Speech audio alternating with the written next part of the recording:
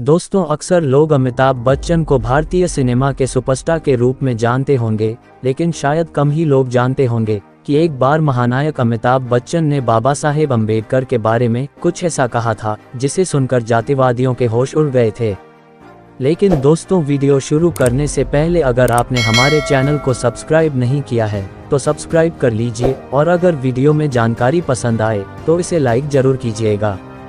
दोस्तों, ये बात तब की है जब अमिताभ जी ने अपने लोकप्रिय क्विज शो कौन बनेगा करोड़पति 12 के एक एपिसोड के दौरान एक उम्मीदवार से एक सवाल पूछा था, जिसमें पूछा गया था कि डॉक्टर अंबेडकर ने जाति व्यवस्था के विरोध के प्रतीक के रूप में कौन सी किताब जलाई थी।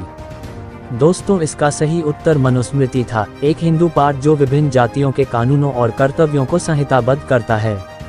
अमिताभ जी ने बताया कि कैसे डॉक्टर अंबेडकर ने 1927 में मनुस्मृति की प्रतियां जलाई थीं और इसकी निंदा की थी। उन्होंने भारतीय संविधान और सामाजिक न्याय में उनके योगदान के लिए डॉक्टर अंबेडकर की प्रशंसा भी की थी। हालांकि इस बयान से समाज के कुछ वर्गों में विवाद और आक्रोश फैल गया, जिन्होंने बच्चन साहब और शो निर्माताओं पर हिंदुओं की भावनाओं को ठेस पहुंचाने और हिंदू विरोधी प्रचार को बढ़ावा देने का आरोप लगाया। उनके खिलाफ इस बारे में एफआईआर भी दर्ज कराई गई थी, जिसमें दावा किया गया था कि सवाल और बयान का उद्देश्य हिंदू धर्म का अपमान करना और सांप्रदायिक तनाव पैदा करना था। उन्होंने इस एपिसोड को इंटरनेट और चैनल से हटाने की भी मांग की थी। हालांकि दूसरी ओर कुछ लोगों ने बच्चन साहब और शो का बचाव करते हुए कहा कि वे केवल ऐतिहासिक तथ्य बता रहे थे और डॉक्टर अंबेडकर को श्रद्धांजलि दे रहे थे, जिन्हें व्यापक रूप से भारतीय संविधान का मुख्य वास्तुकार और उत्पीड़ित और हाशिए के लोगों के अधिकारों का चैंपियन माना जाता है। उन्होंने ये भी तर्क दिया कि मनुस्मृति कोई पवित्र ग्रंथ नहीं है, बल्कि एक मानव निर्मित दस्तावेज है जो प्राचीन समाज के पितृसत्तात्मक और पदानुक्रमित मानदंडों को दर्शाता है। उन्होंने कहा कि मनुस्मृति जलाना डॉक्टर अंबेडकर और उनके अनुयायियों द्वारा प्रतिरोध और मुक्ति का एक प्रतीकात्मक कार्य था, जिन्होंने जाति व्यवस्था और उसके अन्याय को खारिज कर दिया था। दोस्तों, ये पहली बार नहीं है कि बच्चन साहब को कौन बनेगा करोड़पति में अपने बयानों के लिए विवादों का सामना करना पड़ा है।